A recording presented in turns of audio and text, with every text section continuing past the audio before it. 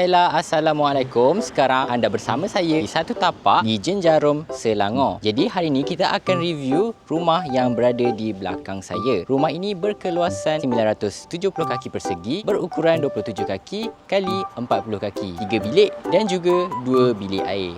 So jom kita review.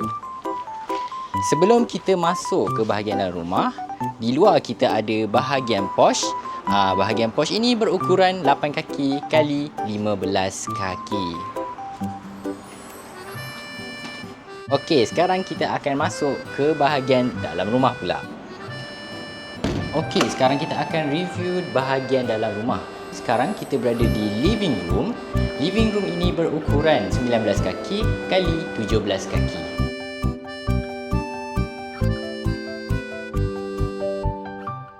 Okey, baiklah, seterusnya kita akan tengok bahagian teres di bahagian tepi rumah. Jadi bahagian teres ini berukuran 8 kaki kali 4 kaki.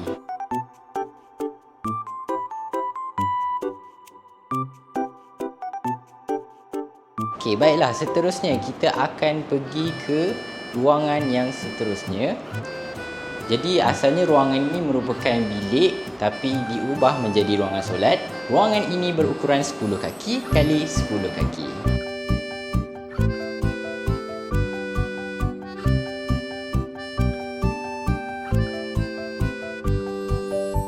Okey, jom kita tengok ruangan yang seterusnya.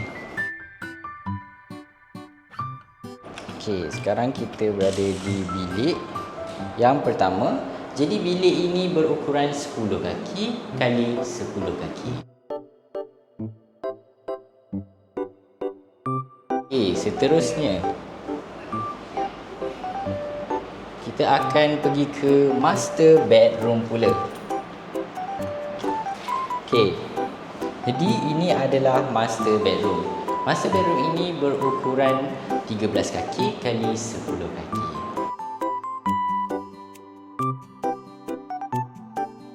Baiklah, di dalam master bedroom kita ada satu bilik air. Okey, jadi bilik air ini berukuran 4 kaki kali 10 kaki. Bilik air ini bersambung dengan bilik yang sebelah.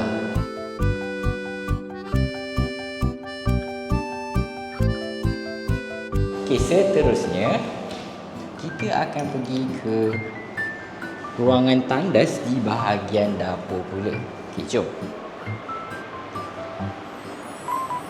Okey, baiklah. Tandas ini berukuran 4 kaki kali 8 kaki.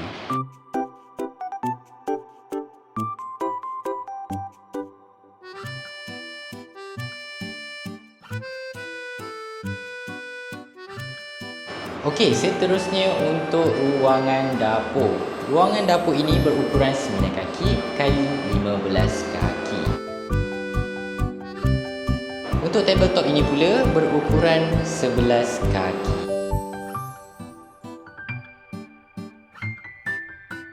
Baiklah, itu sahaja video house tour kita pada kali ini. Untuk anda yang berminat untuk bina rumah dengan kami, boleh layari TikTok, Facebook dan YouTube kami 2M Homes Construction dan hubungi nombor yang tertera.